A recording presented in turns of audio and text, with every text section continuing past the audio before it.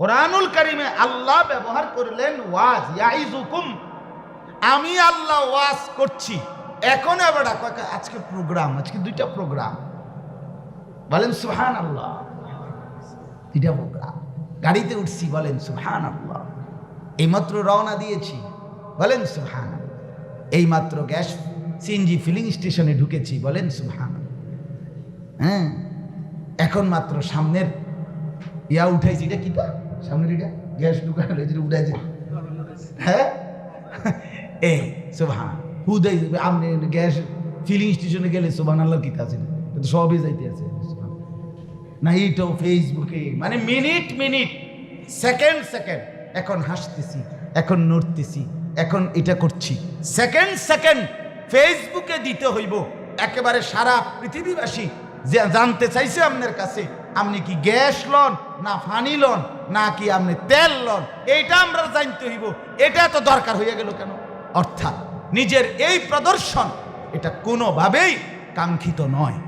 যিনি বালাকোটের প্রান্তরে ব্রিটিশ এবং শিখদের বিরুদ্ধে যুদ্ধ করতে গিয়ে ব্রিটিশ আমলে শাহাদাত বরণ করছিলেন, সৈয়দ শাহ ইসমাইল শহীদ রহমতুল্লাহ আলাইহি, তিনি বালাকোটের প্রান্তরে শাহাদাত বরণ করছিলেন। তিনি 1831 খ্রিস্টাব্দে বালাকোটের যুদ্ধে সৈয়দ শাহ ইসমাইল শহীদ রহমতুল্লাহ আলাইহি, এই উনি অসাধারণ বক্তব্য দিতেন, মানে নসিহত করতেন চমৎকার, হৃদয়গ্রাহী।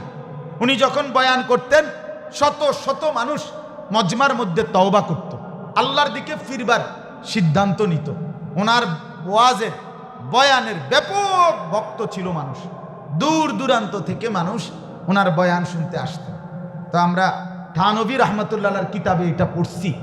একদিন শাহ ইসমাইল শহীদ রহমতুল্লাহ আলাইহি 1 ঘন্টা 1.5 ঘন্টা লম্বা বয়ান করছেন। এরকম বড় মজমাতে বয়ান শেষ হয়েছে। বয়ান শেষ হওয়ার পরে লোকেরা যখন ফিরে যাচ্ছে, উনি তখন স্টেজ থেকে নামবে। এই সময় একজন বৃদ্ধ বয়স্ক লোক উনি আয়শা স্টেজের সামনে জিজ্ঞেস করছে যে ইসমাইল শহীদ কা বয়ান খতম হয়ে গে।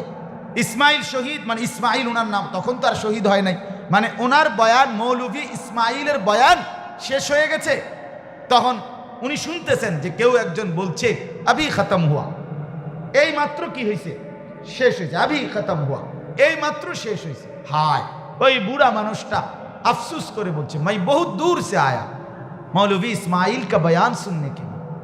मौलवी इस्माइलेर बयान শুনতে তো আমি অনেক দূর থেকে আসছিলাম। আহা, বয়ান খতম হয়ে গিয়া, বয়ান শেষ হয়ে গেছে।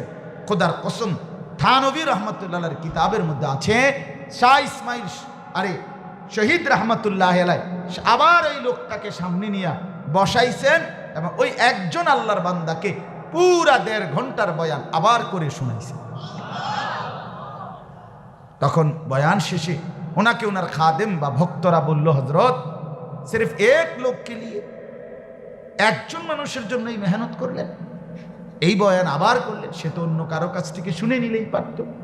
তখন তিনি বলছিলেন, আল্লাহর কসম, ইতিপূর্বে অনেক মানুষের সামনে যে বয়ান করেছিলাম তখনও ওই মানুষদের জন্য করি নাই, আর এখন যে একজনের সামনে বয়ান করলাম এটাও একজনের জন্য করি নাই, বরং দুইটাই আল্লাহর জন্য করছি,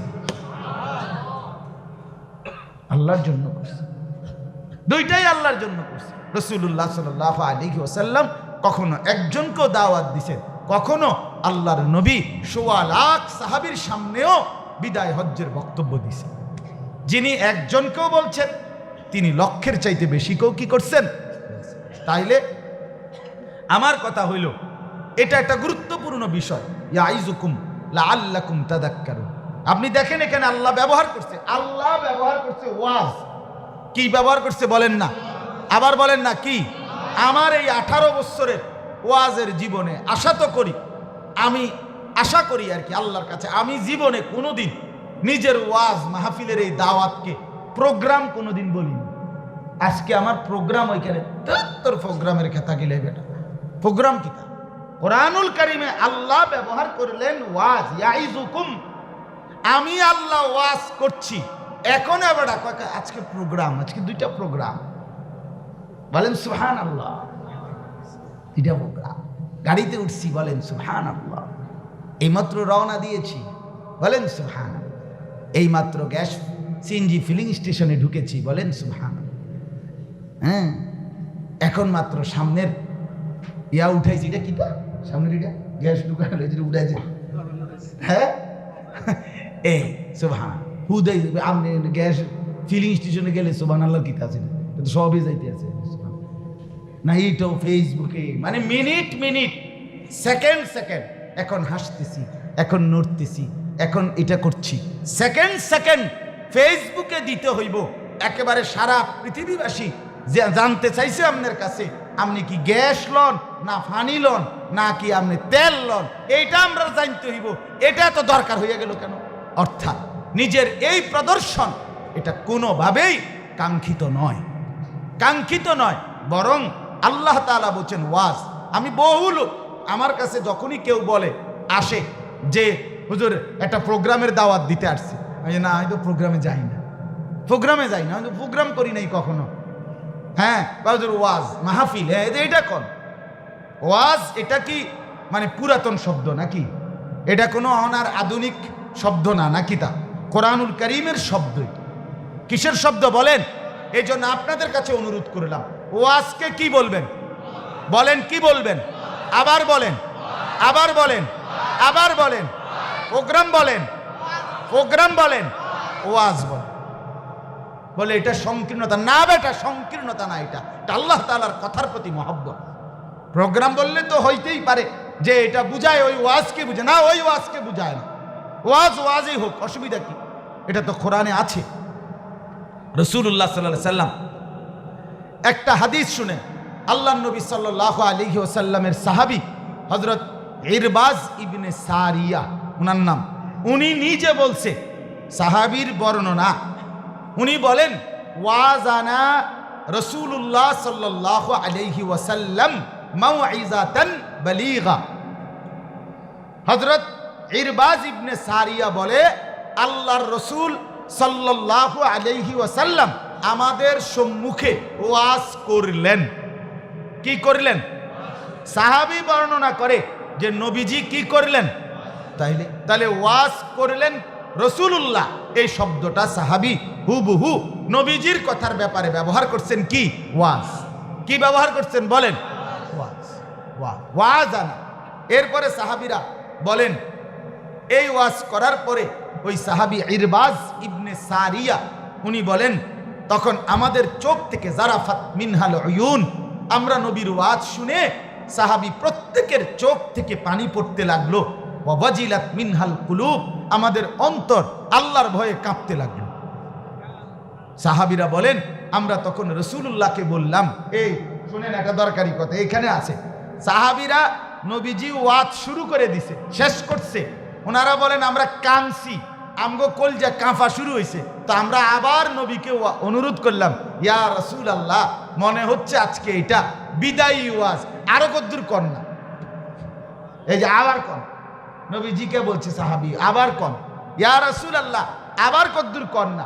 আল্লাহর রাসূল কসম আবারও পুনরায় ওয়াজ করছেন, আবার বলছে, فإنه من يعش منكم بعدي فسيرى اختلافا كثيرا فعليكم بسنتي وسنة الخلفاء الراشدين المهديين تمسكوا بها وعضوا عليها بالنواجذ وإياكم ومحدثات الأمور فإن كل محدثة بدعة وكل بدعة ضلالة وكل ضلالة في النار أو كما قال صلى الله عليه وسلم। এই হাদিস এই সময় বলছে যে তোমরা যখন আমার পরে সামনের জীবনে তোমরা অনেক মতানৈক্য দেখতে পারবা উম্মতের মধ্যে, আমল নিয়া, বন্দিগি নিয়া, তখন তোমরা কি করবা? রাসূল বলছে, তোমরা আমার সুন্নত এবং আমার চার পবিত্র হেদায়েত প্রাপ্ত খলিফা আবু বকর, ওমর, ওসমান, আলী, এদের সুন্নত আঁকড়াইয়া ধরবা। রাসূলুল্লাহর হাদিস এটা, রাসূলুল্লাহর হাদিস, রাসূলুল্লাহর হাদিস। আল্লাহর নবী বলছে, তামাসসাকু বিহা, তোমরা আমার সুন্নত, আমার খুলাফায়ে রাশিদিনের সুন্নাত তোমরা মজবুতভাবে ধরো। কেমন মজবুত? ওয়া আদ্দু আলাইহা বিন নওয়াজিজ, নবীজি বলছে মাড়ির দাঁত, এই যে ভিতরে যে দাঁত, এগুলোরে কি দাঁত কয়? মাড়ির দাঁত আর সামনের দাঁত একরকম নি। সামনের দাঁত এমনি লম্বা, মাড়ির দাঁত এমনি চ্যাপ্টা। তো সামনের দাঁত দিয়ে যদি কেউ কিছু ধরে কামড়াইয়া, এই টান দিলে বাইর হইয়া যায়। কথা বুঝছেন নি?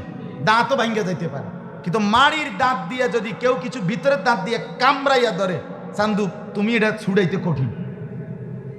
টান দিলে তারে শুদ্ধ টাইম না নেওয়া লাগবে সাবের বাজার মাগার, এটা খুলন কঠিন। তাহলে মাড়ির দাঁত দিয়ে কোনো কিছু কামড়াইয়া ধরলে এটা ছুটানো কি কঠিন। রাসূলুল্লাহ জন্য বলছে, আমার সুন্নত, আমার সাহাবীদের সুন্নত, তোমরা মাড়ির দাঁত দিয়া কামড়াইয়া ধরো। হ্যাঁ, এরপরে নবী বলছেন যে সাবধান, ইসলামের মধ্যে নতুন কিছু আবিষ্কার করবা না। প্রত্যেক নতুন আবিষ্কৃত দ্বীনের নামে, ইসলামের নামে খাট পালং furniture fan light switch bus truck ইডি দিয়ে উদাহরণ দিল হইতো না। নবীজি বলছে দ্বীনের নামে, ইবাদতের নামে, যে এটা করলে সওয়াব হইব, এটা করলে নেকি হবে, এইটা আপনি যদি বলতে হয়, খোদার কসম এটা রাসূলুল্লাহর সাহাবী এবং নবীজির জিন্দেগি থেকে দলিল দিতেই হবে, দিতেই হবে, দিতেই হবে। নাই তো বিদআত, নাই তো কি বলেন না বিদআত। এটা আপনারে এটা সওয়াব হইব নি আগে এটা কোন সওয়াব যদি প্রমাণ করতে হয় নেকি। এই যে বাচ্চা খতনা করাইলে, বাচ্চার আগা কাটলে মানুষ যে ভাত খাওয়ায়, কথা বলেন না কেন? খানা খাওয়ায় কিনা বলেন? আপনি আগে এটা বলেন যে এইটা খাওয়াইলে সওয়াব হইব নি। যদি বলেন সওয়াব হবে, সওয়াবের জন্য দলিল লাগবে। কথা বোঝেন নাই আপনি? সওয়াব প্রমাণিত করতে হলে কি লাগবে? দলিল। খামখেয়ালি না, খামখেয়ালি না। আপনি 4 দিন না খানা, এটা যে আপনি খাওয়াইলেন সওয়াবের আশায়, তো এই সওয়াব প্রমাণিত করতে হইলে আপনাকে দলিল দিতে হবে, যে রাসূলুল্লাহর দলিল, সাহাবীদের দলিল। আপনি যে 40 দিন পরে 41 দিন খানা খাওয়াইলেন, এই 40 করলেন, 3 লাখ টাকা খাওয়াইলেন, এটা যদি সওয়াব হইব মনে করেন, তো সওয়াবের দলিল দেন। কথা বোঝেন নাই? সওয়াবের জন্য কি লাগবে? দলিল। এখানেই বিদআতের মূল বিষয়, এখানেই মূল। সমাজে চললে আসছে হুজুর অনিডি কইয়া নতুন কইরা ফেতনা লাগাইয়েন না। তো আমি কোন বছর কইতাম? আমি 80 বছর কইতাম কোন বছর? না এটি আগে কইতে, তো আমারে আগে খোদা জন্ম দিল না, মানে আমি আইসি এ বছর, আমি কইতাম কোন বছর? মাহফিল আজকে আমি কি গতকাল নি কোন কথা বলেন? এটা দ্বিতীয় শনিবার, রবিবার করলেও গুনিরা, তো মাহফিলই তো আমাকে দ্বিতীয় শনিবার। অতএব এটা মনে রাখতে হবে। ওই কথাটার কারণে বললাম যে প্রত্যেক আমল সমাজের, আপনাদের ব্যক্তি জীবনের, একটা খানা বলেন আর যাই বলেন, যেই কোনো কিছুর অনুষ্ঠান হোক, মুসলমানের জিন্দিগির কোনোটার থেকে যদি নেকি পাইতে হয়, সওয়াব পাইতে হয়, তাহলে আল্লাহর কোরআন, রাসূলুল্লাহর সুন্নাত, সাহাবায়ে কেরামের আমল, এখান থেকেই আপনাকে হুবহু 100 মিলাইয়া দিতে হবে, মিলাইয়া দিতে হবে। কথা বুঝছেন কিনা বলেন? আল্লাহ তাআলা বুঝার তৌফিক দান করেন। আমার উদ্দেশ্য ছিল এই শব্দটা বুঝানো, ওয়াজ। কোন শব্দ বুঝানো? তাহলে আমি 2টা কথা পরিষ্কার করলাম। 1 নাম্বার কথা হলো, প্রত্যেকটা ওয়াজ মাহফিলের মাকসাদ হবে উম্মতের পরিবর্তন, মানুষের সংশোধন, মানুষের মধ্যে উপদেশ গ্রহণ, জিন্দিগির নড়াচড়া, বিবেকের নড়াচড়া, কলিজার নড়াচড়া। এই উদ্দেশ্যে বক্তা নির্ধারণ করবেন, এই উদ্দেশ্যে আয়োজকদের আয়োজনের নিয়ত খালেস করবেন, বলেন ইনশাআল্লাহ। আর 2 নাম্বার হলো, ওয়াজকে কি বলা? প্রোগ্রাম। ওয়াজ আল্লাহ ব্যবহার করছে কি? রাসূলুল্লাহর জন্য ব্যবহার হয়েছে কি? আমরাও বলবো কি? পুরান লাগবে, পুরান লাগবে। একদিন এক লোককে আমি বাচ্চার নাম, মেয়ের নাম রাখতে গিয়া আমি বলছি আসিয়া নাম রাখেন। উনি বলছি হুজুর, আমি কিতা হুজুর কিতা কর না, ইডিয়ম চলে না হুজুর, ইডিয়ম চলে না। উনি চাইছে, সাবের বাজারও চাইছে, ও গুমতি টাওয়ারও খুঁজছে, এরপরে তো উনি নিমসার গেছে, কাবিলা গেছে, উনান এটি চলে না, কোনো বাজারে উনি পায় না। এটা তো তুমি কিতা করো, উনি কয়েক বাজারে গেছে, ক্যান্টনমেন্টও গেছে, আমরা শাসন গাছাও গেছে, গিয়া দেয় এটি চলে না। আমার ডাইরেক্ট ইডিয়ম চলে না। আমি বললাম মিয়া, আজকেও বয়ানে বলছি, মহিলাদের বয়ানে, মজলিসে সকালবেলা কোরআনুল কারীমে সুবহানাল্লাহ। এই আসিয়া ফেরাউনের স্ত্রী, এই মহিলা পৃথিবীর সবচেয়ে বড় ক্ষমতাধর কাফের বেঈমানের ঘরে থাইকা পৃথিবীর সবচেয়ে বেশি সুখের উপকরণ, সে ছিল সম্রাট, রাজা, এই খোদা দাবিদার ফেরাউনের স্ত্রী। তাহলে রাজরানী, সম্রাজ্ঞী, রাজপ্রাসাদ, রাজবাড়ি, অট্টালিকা, ফার্নিচার, প্রসাধনী, স্বর্ণ গহনা, সুখ, দাস দাসী, কোনো কিছুর তার কমতি ছিল? এই সব কিছু ত্যাগ করে আল্লাহকে ডাক দিছেন, ঈমানের ঘোষণা দিছেন, মূসা নবীর প্রতি ঈমান আনছেন। ফেরাউন ওনাকে শাস্তি দিতে দিতে এই আসিয়াকে শেষ পর্যন্ত সারা দেহে হযরতে আসিয়ার পেরেক মারছে, বড় বড় পেরেক, পুরা শরীরের মধ্যে পেরেক মাইরা। এরপরে ফেরাউন বলছে, আসিয়া এখনো সুযোগ আছে, তুই তোর কালেমা ছেড়ে দে, খোদার কসম।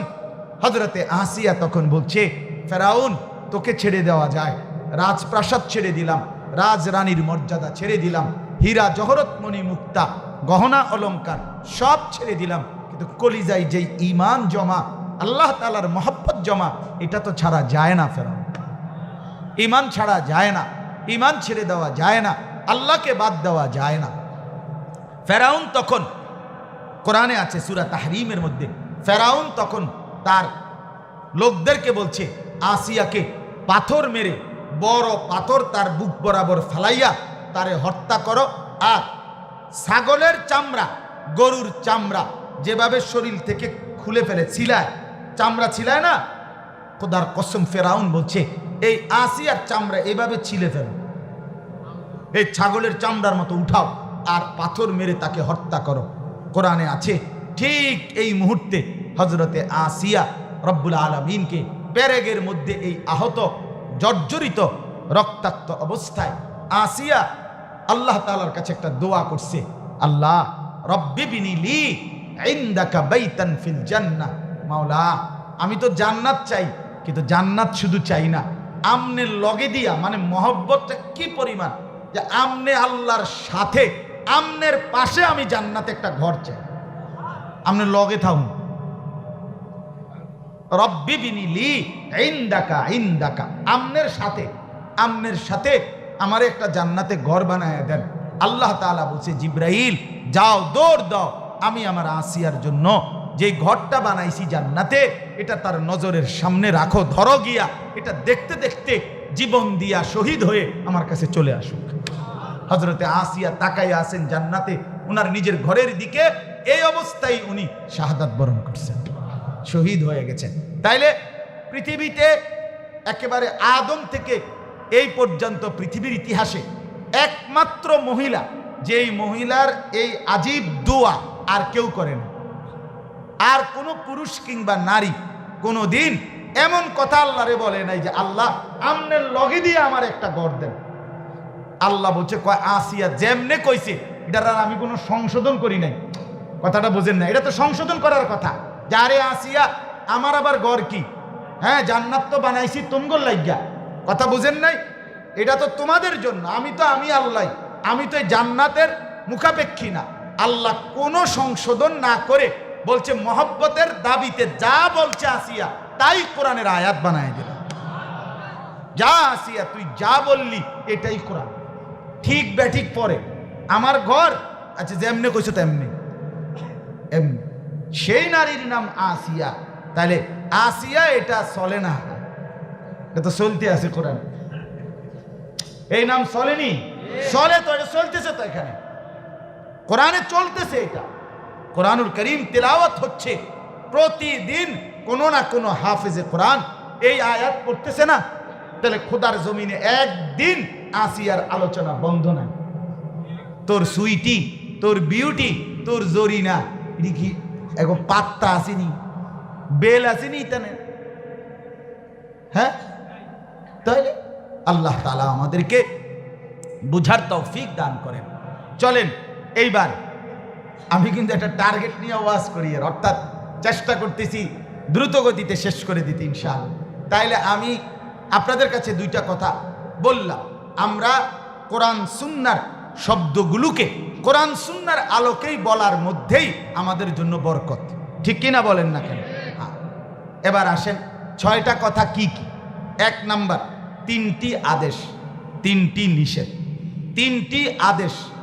1 নাম্বার আল্লাহ বলেন ইন্নাল্লাহা ইয়া'মুরু বিল আদল। ও ভাই তোমরা বসো না, ওই ছেলেরা, ওই ছেলে বসো না, তোমরা বইয়ে বইয়ে ভিডিও করে আকাম করে বেটা।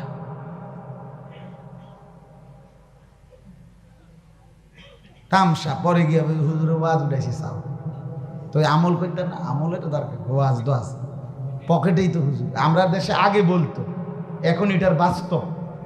আগে ছিল এটা কথায় কথা, এখন এটা প্র্যাকটিক্যাল হয়েছে। আগে মানুষে কইতো বেড়া 2-4 যা হুজুর পকেটে রাখি বেড়া,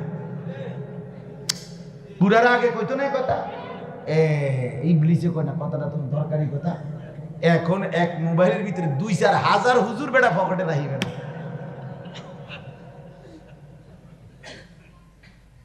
2-4 হাজার হুজুর পকেটে থাকে, হুজুর লইয়া 250 সোজা কথা। যাই হোক, তো কয়টি আদেশ? 3টি। নিষেধ কয়টি? 1 নাম্বার আদেশ ইন্নাল্লাহা ইয়া'মুরু বিল আদল। আল্লাহ তাআলা বলেন নিশ্চয়ই আল্লাহ আদেশ করছেন তোমাদেরকে বিল আদল, আদলের। কিসের আদল? বলেন কিসের আদল? এই আদল 1 নাম্বার আদেশ। ন্যায়পরায়ণতা, ইনসাফ, সমতা, এ একই কথা। সমান করা, ভারসাম্য, ভারসাম্য, সমতা, ইনসাফ, ন্যায়পরায়ণতার আদেশ জীবনের সর্বক্ষেত্রে। ন্যায়পরায়ণতা জীবনের সর্বক্ষেত্রে, ইনসাফ জীবনের সর্বক্ষেত্রে, সমতার আদেশ আমাদেরকে করছেন কে? আল্লাহ। 2 নাম্বার, এটার একটু ব্যাখ্যা আমি বলতেছি। 2 নাম্বার ওয়াল ইহসান। 2 নাম্বার আল্লাহ পাক বলেন আমি আদেশ করছি ইহসানের, মানে অনুগ্রহ করা, অপরের প্রতি অনুগ্রহের আদেশ করলাম। 3 নাম্বার ওয়া ইতাইজিল কুরবা। আল্লাহ তাআলা বলেন আত্মীয় স্বজন যারা, আত্মীয় স্বজন প্রত্যেককে তাদের প্রাপ্য হক দিয়ে দাও। আমি আল্লাহ আদেশ করি। তাহলে আমি আল্লাহ আদেশ করলাম ইনসাফ করো, আমি আল্লাহ আদেশ করলাম অনুগ্রহ করো, আমি আল্লাহ আদেশ করলাম আত্মীয় স্বজনের হক দিয়ে দাও। কয়টা আদেশ বলেন? 1 নাম্বার কি করো?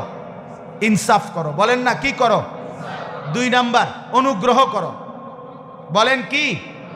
3 নাম্বার আত্মীয় স্বজনের হক দিয়ে দাও, আদায় করো। বিল আদল ওয়াল ইহসান ওয়া ইতাইজিল কুরবা। এই 3টি আদেশ আল্লাহ তাআলা করেছেন। একদম সংক্ষিপ্ত একটু ব্যাখ্যা করি। আদল মানে যেটা ইনসাফ, যেটা ভারসাম্য, যেটা সমতা। মূলত আরবিতে আদল বলা হয় 2 দিক সমান করা। কয় দিক সমান করা? এই জন্য ওই দাড়ি পাল্লা, যেটা এই দাড়ি পাল্লা হলো আদলের চিহ্ন। দাড়ি পাল্লার মধ্যে এই পাল্লি থাকে কয়টা? 2টা। দোনো দিক সমান হইলে এখানে 1 কেজির বাটখারা আর এখানে 1 কেজি ওজনের পণ্য, এই 2টা দিয়া যখন ওই উপরে একটা ছোট্ট আংটার মতো আছে, এটা প্রথম নড়ে, এটা যখন সমান হয় বোঝা যায় এখানে 2 পাল্লা কি হইছে? সমান হইছে। এইটারে বলা হয় আদল। এই দোনো দিক কি করা? সমান করা, 2 দিক সমান করা। এটাকে বলা হয় ইনসাফ, এটাকে বলা হয় ভারসাম্য, এটাকেই বলা হয় সমতা। আল্লাহ তাআলা বলেন আমি তোমাদেরকে আদেশ করলাম জীবনের সব ক্ষেত্রে এই ইনসাফ, এই সমতা, এই ভারসাম্য, 2 দিক সমান ঠিক মতো আদায় করো।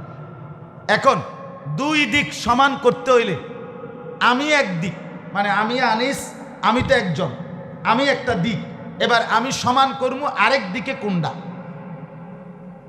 কথা বোঝেন নাই আপনি? আরেক দিক, আমি 2 দিক সমান করাকে কি বলা হয়? আদল। তো আরেক দিক কি? একদিকে আমি, আমাকে বলছে তুমি কি করো? সমান করো। 2 দিক কি করো? সমান করো, ইনসাফ করো। মানে আমি আরেক দিক কি সমান করব? 3টা জিনিস। কয়টা জিনিস? 1 আল্লাহর হক, 2 মানুষের হক, 3 সমগ্র সৃষ্টির হক। এই আমার সাথে 3টা সম্পর্ক। ইসলামে কোরআন সুন্নাহর মধ্যে আল্লাহর যত হুকুম, রসুলের যত হুকুম, আল্লাহর যত নিষেধ, রসুলের যত নিষেধ বাদ দেওয়ার অধিকার কয়টা কয়টা? না না, বাদ দিতে পারবো কয়টা? আল্লাহর হক, আল্লাহর হুকুম, আদেশ কিংবা নিষেধ বাদ দিতে পারবো কয়টা? আমরা রসুলুল্লাহর আদেশ নিষেধ বাদ দিতে পারবো কয়টা? তো আমরা যারা বলি যে হুজুর আপনারা হুজুর মানুষ, বাবুরে আপনারা কোরআন কিতাব পড়ছেন, আপনারা সব মানবেন, ঠিক আছে বুঝি, কিন্তু আমরা তো সাধারণ মানুষ, আমরা জেনারেল, আমরা স্কুল কলেজে পড়ছি অথবা কেউ পড়িয়ে নাই, আমরা এত কিছু কইলে আমরা পারবো না, আমাদের পক্ষে তো সম্ভব না। এই যে আপনি এই ফয়সালাটা নিলেন, বা আমাদের পক্ষে সম্ভব না, যেহেতু আপনি স্কুলে পড়ছেন, যেহেতু আপনি সাধারণ মানুষ, এইটা কোথায় রেজুলেশনটা হয়েছে? এই ফয়সালাটা কাগজটা কো? হ্যাঁ, এই সিদ্ধান্ত কারে বইয়া করছেন আপনারা? যে হুজুররা পালন করবে আল্লাহর সব হুকুম আর রসুলের সব হুকুম, আর আমরা সাধারণ মানুষ, খানা ঠিক আছে, হোতাও ঠিক, সব ঠিক, শুধু আল্লাহর হুকুম মানার ক্ষেত্রে আমরা 50% করলে সারিব বা 20% করলে সারিব। এই হুকুম, এই অধিকার, এই সিদ্ধান্ত, এই ফয়সালা কোত্থেকে নিল? আছে কোনো এরকম অধিকার? কথা বলেন না কেন? অতএব মুসলমান বাপ, খামখেয়ালি করলে হবে না। হুজুর পালন করবে 100 ভাগ, আপনি পালন করবেন 70 ভাগ, আরেকজনে করবে 30 ভাগ, না, এরকম কোনো অধিকার নেই। হুজুর নামাজ পড়বে 5 ওয়াক্ত, আমনে পড়বেন। যুবক ভাই, তোমরা অনেক ছেলে আছো যারা ফজরের নামাজ ভুলেও কোনোদিন পড়ো না। আহারে বাপ, যত কিছুই বলো, খাও দাও, ফুর্তি করো, কিন্তু এটা মনে রাখো দোস্ত, তোমার মা মুসলমান, তোমার বাবা মুসলমান, তোমার রক্তে ইসলাম, তুমি ভোটার আইডি কার্ডে লিখছিলা ইসলাম, তোমার জন্ম নিবন্ধন সনদে লেখা আছে ইসলাম, তোমার পাসপোর্টের মধ্যে লেখা আছে ইসলাম, তুমি কমপক্ষে 3টা জায়গায় ধর্মের পাশে লেখছিলা ইসলাম, মুসলমান তুমি লেখছিলা। আল্লাহর কসম, রসুলুল্লাহ বলছেন, একটা হাদিস শুধু শুনাই, নবীজি বলছেন, নবীজির হাদিস, সাহাবায়ে কেরাম বলেন, নবীজির কাছে মদিনায় কালেমা পড়তো যত লোক, তার মধ্যে কিছু লোক ছিল মুনাফিক। কিছু লোক ছিল কি? কথা বলেন না। মুখে কালেমা পড়তো কিন্তু ভিতরে কি ছিল না? ঈমান ছিল না। আল্লাহর নবী এমন কোন লোককে কালেমা গ্রহণ করার পরে মুনাফিক হিসাবে যখন সন্দেহ করতেন, তো হাদিসে আছে, ফজরের নামাজ পড়ে আল্লাহর নবী সালাম ফিরাইয়া নবীজি সাহাবায়ে কেরামকে জিজ্ঞেস করতেন, আফিল মসজিদে ফুলান, মসজিদে কি উমুক উমুক আছে? সাহাবীরা ডান বাম তাকাইয়া যখন বলতেন না, উমুকে উমুকে নাই, এই 2 জন নাই, এই 3 জন নাই, কসম আল্লাহ, রসুলুল্লাহ বলতেন, আমি তো মুনাফিকের ব্যাপারে সন্দেহ করছিলাম, এখন নিশ্চিত হলো।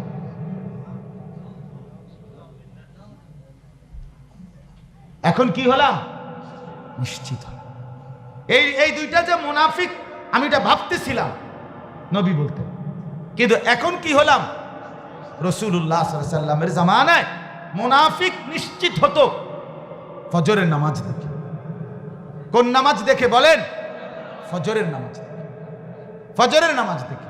আব্দুল হান্নান, বাচ্চাদেরকে থামাও, সব বসাও ভিতরে। তাইলে ফজরের নামাজ দেখে মুনাফিক চিহ্নিত হইত। তাইলে মুসলমান বাবা যারা আছেন, আপনারা ফয়সালা নেন তো, আপনাদের সন্তানের হালাত কি? ধর্মে যে লিখলেন আপনি ইসলাম, 3খানে ভোটার আইডি কার্ডও লিখলেন, জন্ম নিবন্ধনও লিখলেন, পাসপোর্টও লিখলেন, কেন লিখলেন? কেন লিখলেন? বলেন তাকে লিখতে যে মুনাফিক। ফজরের নামাজ পড়ে না, সে মুসলমান লিখলো কেন? রাসূলুল্লাহ তো বলেন, আমি নিশ্চিত হলাম মুনাফিক ফজরের নামাজ না দেখে। এই জন্য দয়া করে আমরা প্রত্যেকে এটা বোঝা উচিত, আল্লাহর হক আদায় করা ছাড়া বান্দার কোনো মুক্তি নেই, বান্দার ইমানের কোনো গুরুত্বই নাই।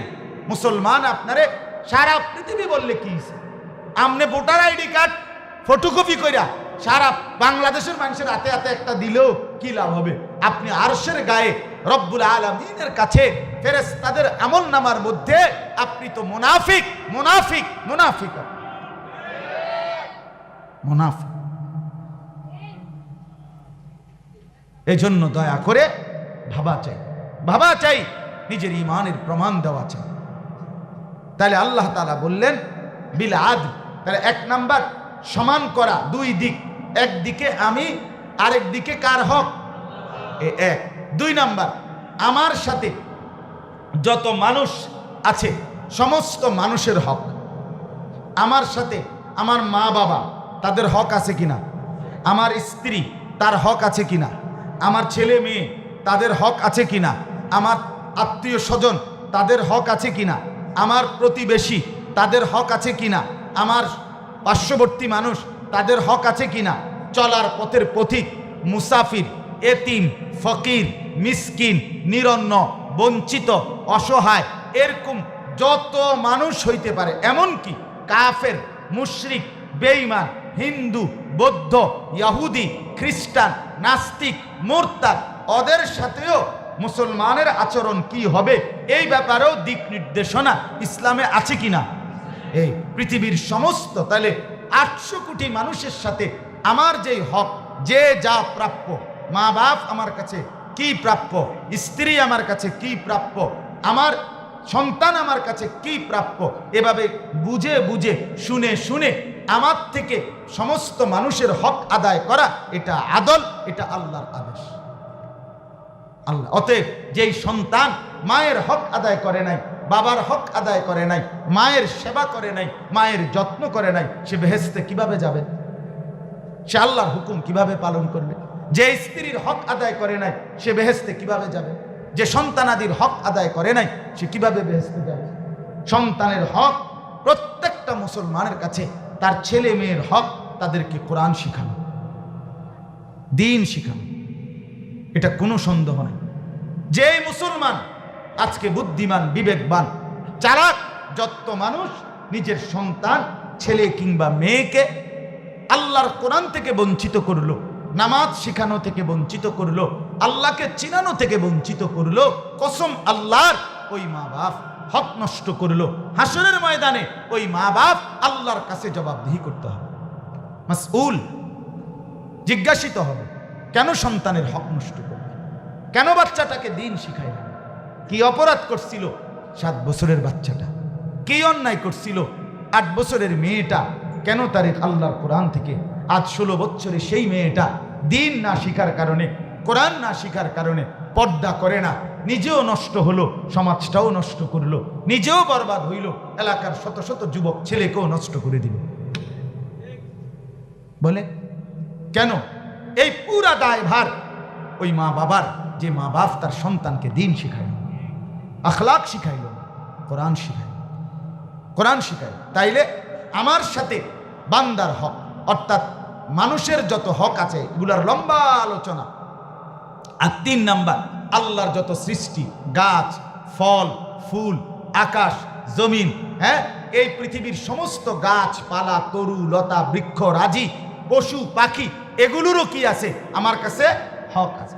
আচ্ছা, আপনারা শুনেন নাই, ওই যে ছোট্টবেলায় আমরা পড়ছি, কোন ক্লাসের বাংলা বইতে যেন, মহানবীর দয়া, একটা গল্প ছিল যে পাখির বাসার থেকে কি করে আনছে ছানা, পাখির 2টা বাচ্চা নিয়ে আসা পড়ছে, তো মা পাখিটা কি করতেছে?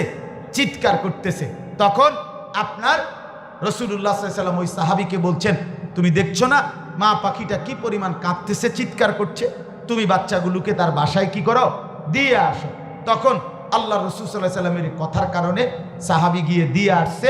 তাহলে এটা রাসূলুল্লাহ সাল্লাল্লাহু আলাইহি ওয়াসাল্লাম শিখাইলেন যে এক প্রাণীর প্রতি এক মুমিনের হক এটা, যে তাকেও দয়া করতে হবে। কোরবানি আছে না, কোরবানি করি যে আমরা, রাসূলুল্লাহর স্পষ্ট হাদিস, এটা মাসআলা। কোরবানির 2টি প্রাণী, মনে করেন এখানে একটা গরু বান্ধা, এখানে একটা গরু বান্ধা, এই অবস্থায় এই গরুটাকে সামনে রেখে ওই গরুটাকে জবাই না কর, এটা রাসূলুল্লাহর আদেশ। এর হক নষ্ট হবে, মানে এ কষ্ট পাবে কিছুক্ষণের মধ্যে, এই জবাইয়ের দৃশ্য দেখে এ বেচাইন অস্থির হয়ে যাবে, এই জন্য তার সামনে কি না করা? জবাই না। ইসলাম এটা খেয়াল রাখছে। আরো শুনেন, রাসূলুল্লাহ সাল্লাল্লাহু আলাইহি ওয়াসাল্লাম বলেন, তোমরা যখন কোনো প্রাণী জবাই করো, এই কোরবানির প্রাণী হোক আর এমনি গরু, ছাগল, ভেড়া, বকরি, হাঁস, মুরগি, যখন জবাই করবা রাসূলুল্লাহ সাল্লাল্লাহু আলাইহি ওয়াসাল্লাম বলে যে ছুরিটা দিয়ে জবাই করবা, এটা অবশ্যই যেন ধারালোভাবে করা হয়, যেন ওই ভোঁতা ছুরি দিয়া ওই প্রাণীটাকে জবাইয়ের ক্ষেত্রে কষ্ট না দেওয়া হয়, তাইলেও ওই প্রাণীর হক নষ্ট করবে। এর নাম ইসলাম। এর নাম কি? জীবনের কোনো শাখা, জিন্দিগির কোনো একটি ছিদ্র, জীবনের একটি নিঃশ্বাস যেখানে ব্যাখ্যা ছাড়া, বিশ্লেষণ ছাড়া, হুকুম ছাড়া নাই, এমন সব দিক পরিপূর্ণ একটি ধর্মের নামই হলো ইসলাম। সুবহানাল্লাহ। তাইলে এখন আপনি বলেন তো, বিল আদলে, এই আদল এই শব্দের মধ্যে কার হক? 1 নাম্বার, 2 নাম্বার মানুষের হক, 3 নাম্বার বাকি সৃষ্টির হক। তাহলে বাদ পড়ছে কে? কথা বলেন না, বাদ। তাইলে কেউ যদি আল্লাহর হক আদায় করে, কেউ যদি বান্দার হক আদায় করে, কেউ যদি সমগ্র সৃষ্টি জগতের হক আদায় করে, তো তার আর ইসলামের বাকি রইল কি? এই জন্য এক শব্দেই গোটা ইসলাম, এক শব্দেই পুরা কোরআন, এক শব্দেই রাসূলুল্লাহর 23 বছর। সুবহানাল্লাহ। 2 নাম্বার ওয়াল ইহসান, দ্বিতীয় নাম্বার হলো ইহসান। ইহসান শব্দের অর্থ হলো সুন্দর করা। কি করা? বলেন না, কি করা? 2 জিনিস। এই শব্দের 2 অর্থ। 1 নাম্বার অর্থ হলো নিজের প্রত্যেকটা ইবাদত, আমল, ওযু, গোসল, নামাজ, রোজা, হজ, যাকাত, জিকির, তেলাওয়াত, তাসবিহ সব কিছু কোরআন এবং সুন্নাহর আলোকে সর্বোচ্চ সুন্দর করা, বিশুদ্ধ করা, সহি করা, আল্লাহর সন্তুষ্টির জন্য করা, এটাকে বলে ইহসান। মন মতো নামাজ পড়লে হবে না, মন মতো ওযু করলে হবে না, মন মতো রুকু সেজদা দিলে হবে না, মন মতো হজ করলে হবে না, মন মতো উমরা করলে হবে। আমি যতবার উমরায় গেছি, যে কয়েকবার আল্লাহ নিছে, প্রত্যেকবার এই বিমানের মধ্যে নিজে হাইটা হাইটা হাইটা হাইটা কত মানুষের ফিডে হাত বুলাইয়া কইছি, ও ভাই আল্লাহর দোহাই আপনি জুতাটি খোলেন। এহরাম পরা, এদিক দিয়া এহরাম, ওই দিক দিয়া শু পরা, অথচ এহরাম অবস্থায় পায়ের জুতা, সামনের উপরের যে জুতার পায়ের যে উপরের অংশ, এটা ফুল খোলা থাকতে হবে, নয়তো এহরাম হবে না। এখন এই কথা যতজনকে বলছি, এখন দেখা গেছে উনি হজে আসার আগে, উমরায় আসার আগে একদিনও শিখতে রাজি না, শিখতে রাজি না। আমাদের তো ডাক্তার মিজান ভাই, ডাক্তার শওকত ভাই, আমাদের ক্যান্টনমেন্টে ওই আমাদের আব্দুল কাদের, মাওলানা আব্দুল কাদের ইসলাহি ভাইয়ের মসজিদে, কি মসজিদ কয়টারে? নিশ্চিন্তপুর মুন্সিবাড়ি মসজিদে প্রত্যেক বছর হজের প্রশিক্ষণ হয়, আমরাও যাই ওইখানে প্রশিক্ষণের মধ্যে। তো নিজের চোখে দেখছি কি পরিমাণ ভুল মুসলমান করে ওইখানে, কিচ্ছু পরোয়া নাই, কি এর শিকার কোনো মানসিকতা নাই, শুধু হইল জাননের বাকি রয়েছিনি কেউ, এটা হইল টার্গেট। যে হজে যাইতে আসি ইন্নালিল্লাহ, আরে ওই যে তোর ইটালির কাকুরে 65, আস্তাগফিরুল্লাহ, ইন্নালিল্লাহ টেহাডি তো মায়, হ্যাঁ ইটালির কাকুরে কইছত না তো কারে কইলি তুই? তোর এটা কইলাম সবাইরে কইতি যাইতে আসি, এটা জানোস? তোর ইটালির কাকার যে একজন শালা আমেরিকা থায়, হেতরে কইছতি না? কইছি না। আয় হায় হায়, শালারে কইলি না তো দুলাবারে কবি কোন সময়? মানে টার্গেট হইল শেষ মিনিট পর্যন্ত সারা বিশ্বে উনার জিন্দা মুর্দা কবরস্থানে কে কে আছে উনারে জানাইয়া যাওয়া, যাইতে আসি দোয়া করেন, হজে হজে যাই। ও তালবি এটা কর, আচ্ছা হইব তালবি হইব, আগে যাইতে আসি। তো কিচ্ছু শিখতে রাজি, কিচ্ছু শিখতে রাজি না। ইহসান শব্দ অর্থ হইল নিজের ইবাদত, নিজের আমল কি করা? বলেন না, সুন্দর করা, সহি করা, ঠিক করা, আল্লাহর সন্তুষ্টির জন্য করা। কেমন কেমন সুন্দর? নবীজি বলছে সুন্দরের সর্বোচ্চ পর্যায় কি? এমন হবে যেন বান্দা আমল করতে সময়, ওযু, গোসল, নামাজ, রোজা, আল্লাহর ইবাদত করার সময় যেন তোমার দিলের মধ্যে কথা আসে, আমি যেন সরাসরি আল্লাহকে দেখছি। যদি এটা না পারো, কমপক্ষে দিলের মধ্যে কথা রাখা, আমার আল্লাহ আমাকে সরাসরি দেখছেন, এটা ইহসান। এটা কি বলেন না? আরেকটা হলো কি? দ্বিতীয় অর্থ হলো অপরের প্রতি অনুগ্রহ করা। প্রতিটা বঞ্চিত, প্রতিটা দুর্বল, প্রতিটা অসহায়, প্রতিটা ফকির, প্রতিটা ইয়াতিম, প্রতিটা মিসকিন, প্রতিটা অভাবী, যেই কোনো মানুষ যেই বিপদগ্রস্ত তাকে সাহায্য করা, সহযোগিতা করা, তাকে পরামর্শ দেওয়া, তার প্রতি অনুগ্রহ করা, এটা আল্লাহ তাআলার আদেশ। এই শব্দর দ্বারা আল্লাহ তাআলা আমাদেরকে বুঝার মানার তৌফিক দান করেন। 3 নাম্বার, ওয়া ইতাইজিল কুরবা, আল্লাহ তাআলা বলেন আত্মীয় স্বজনকে তাদের প্রাপ্য, তাদের অধিকার, তাদের হক দিয়ে দাও। এটা আল্লাহর আদেশ। কাকে কাকে দিতে বলছে? আত্মীয় স্বজন। আত্মীয় স্বজনকে হক দিয়ে দেওয়া, আত্মীয় স্বজনকে হক দিয়ে দাও। দেখেন পূর্বের যে 2 নম্বরটা ইহসান, অপরের প্রতি অনুগ্রহ করা, এর মধ্যে কিন্তু আত্মীয় স্বজন আছে কিনা বলেন না? কিন্তু তাফসিরে লিখছে আল্লাহ তাআলা বিশেষ গুরুত্ব দেওয়ার জন্য আত্মীয় স্বজনের কথা আলাদাভাবে বলছে। আত্মীয়, আপন চাচা, আপন মামা, আপন ফুফা, আপন জ্যাঠা, আপন খালা, আপন খালু, আপন চাচাতো ভাই, আপন ভাই, আপন ভাতিজা, আপন বোন, আপন বাগিনা, এদের যেই হক, এদের যেই প্রাপ্য, এটা 100 দিয়ে দেওয়া, এটা মুক্তির জন্য, নাজাতের জন্য, জান্নাতে যাওয়ার জন্য বাধ্যতামূলক, বাধ্যতামূলক, বাধ্যতামূলক, আল্লাহর আদেশ, আল্লাহর হুকুম। আপন বোন বাগিনা আজকে 30 বছর ধরে কইতে আছে জমিটা দিয়া দাও, বাপ মরার পরে 30 বছর হয়ে গেছে, 20 বছর হয়ে গেছে, ডাকাইত এখনো আপন বোনের সম্পত্তি দেয় না। এমন ডাকাইত নাই? কথা বলেন না কেন? এমন দুষ্ট মানুষ নাই?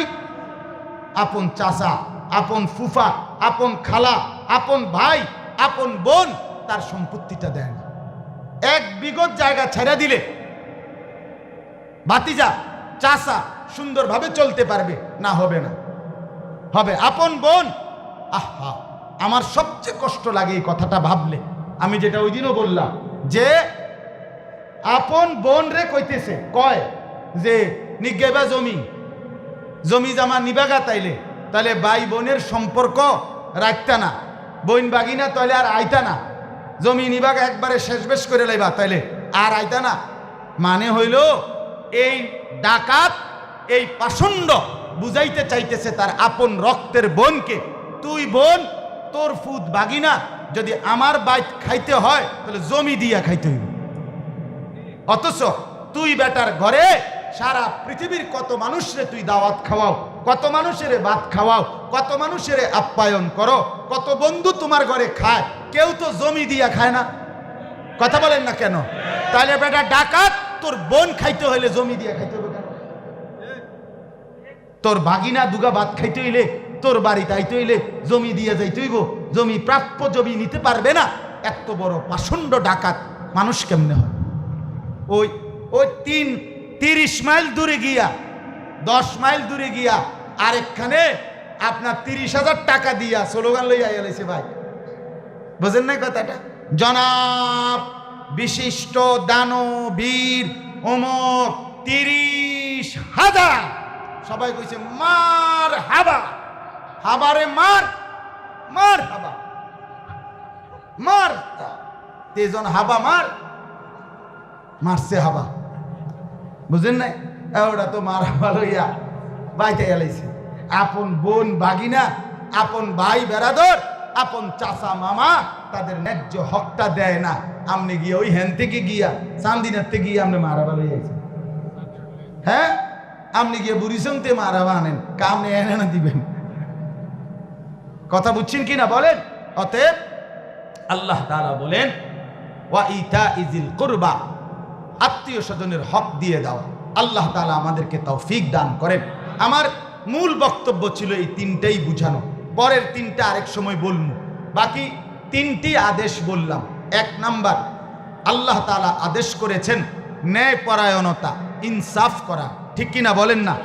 তার মানে কি? 3টি হক আদায় করা। 1 কার হক? 2 মানুষের হক, 3 সমগ্র সৃষ্টির হক। আবার কোন? 1 নাম্বার কার হক, 2 নাম্বার কার হক, 3 নাম্বার কার হক? এই 3টা আদায় করার নাম হলো আদল, ন্যায়পরায়ণতা, ইনসাফ, ভারসাম্যতা। 2 নাম্বার হলো ইহসান। ইহসানের দুই অর্থ, নিজের ইবাদত আমল কোরআন সুন্নাহর আলোকে সুন্দর করা, আর 2 নাম্বার অপরের প্রতি অনুগ্রহ করা, আর 3 নাম্বার হলো ওয়া ইতা ইজিল কুরবা, সমস্ত আত্মীয় স্বজনের হক প্রাপ্য তাদেরকে দিয়ে দেওয়া, হকও দেওয়া, দান সদকাও করা। তাইলে আল্লাহ তাআলা আমাদেরকে এই 3টি আদেশ করেছেন, করে আল্লাহ বলছেন এটা আমার ওয়াজ, আর নিষেধ করেছেন 3টা, এটা আল্লাহ চাহে তো আবার ইনশাআল্লাহ কোনোদিন বলবো। আজকে এই 3টাই আপনাদের কাছে বললাম। আল্লাহ তাআলা আমাদেরকে আদেশ করেছেন বান্দা আদল করো, আল্লাহ তাআলা আমাদেরকে আদেশ করেছেন ইহসান করো, আল্লাহ তাআলা আমাদেরকে আদেশ করেছেন আত্মীয় স্বজনের হক আদায় করো। আল্লাহ তাআলা আমাদেরকে তৌফিক দান করেন। আমার বাপ, জিন্দেগি সুন্দর করা দরকার, আখলাক সুন্দর করা দরকার, আল্লাহর সাথেই সম্পর্ক বাড়ানো দরকার। দেখেন একটা গুরুত্বপূর্ণ বিষয়, সবাই মনোযোগ দিয়া শুনে না, আমরা বুঝি। কিছু ছেলে পেলে আছে এমনি ঘুরে, জিন্দেগি ঘুরতে ঘুরতেই শেষ হয়ে যাবে। জিন্দেগি কিছু ছেলের আছেই জিন্দেগি ঘুরা, ঘুরে গাড়ে মোবাইল টিপে টোটো করে, মনে করে সে কি চালাক, সে কি বুদ্ধিমান। না রে বাপ, এরা বুদ্ধিমান না, এরা বোকা। দিন শেষে, হায়াত শেষে দেখবে দুনিয়াও কিচ্ছু নাই, আখেরাতও কিচ্ছু নাই। অপদার্থ যারা, অকর্মণ্য, গাফেল, অলস, ফালতু, তে দুনিয়াতেও ফালতু, আখেরাতেও ফালতু। আকামলা, দুনিয়াতেও আকামলা, আখেরাতেও আকামলা। মেহনতি মানুষ, পরিশ্রমী মানুষ দুনিয়ার লাইনে পরিশ্রম করলে দুনিয়ায় সফল হয়, আখেরাতের লাইনে পরিশ্রম করলে আখেরাতের লাইনে সফল হয়। পরিশ্রম ছাড়া দুনিয়ার উন্নতিও নাই, পরিশ্রম ছাড়া আখেরাতের উন্নতিও নাই। অতএব আমরা প্রত্যেকে ইনশাআল্লাহ যারা বুঝবান আছি, প্রত্যেকে আল্লাহর ওয়াস্তে জীবন সুন্দর করি, আখেরাত সুন্দর করি, আল্লাহর হুকুম মানি, আল্লাহর নসিহতগুলো গ্রহণ করি। দেখেন, নিজের জীবনটা সুন্দর করেন, নিজের আখলাক সুন্দর করেন। আমরা গত মজলিসেও বলছি, আমাদের মুসলমানদের কেউ নাই, আমাদের জাতিসংঘ, আমাদের মানবাধিকার সংস্থা, আমাদের আন্তর্জাতিক আইন, কিচ্ছুতে আমাদের কোনো নিরাপত্তা নাই। আমাদের নিরাপত্তা, বেঁচে থাকার অধিকার, আমাদের জীবন জীবিকা, আমাদের জিন্দেগির সব কিছু আল্লাহর কাছ থেকেই নিতে হবে। অতএব যথাযথ ঈমান, যথাযথ আমল, যথাযথ বন্দেগী ছাড়া আমাদের আখেরাত মিলবে না। আমরা প্রত্যেকেই চেষ্টা করব। এই মজলিস আপনাদের ভাবনা জাগাইতে চাইলাম, আখেরাতের ফিকির তৈরি করতে চাইলাম। আল্লাহ তাআলা আপনাদেরকে তৌফিক দান করেন।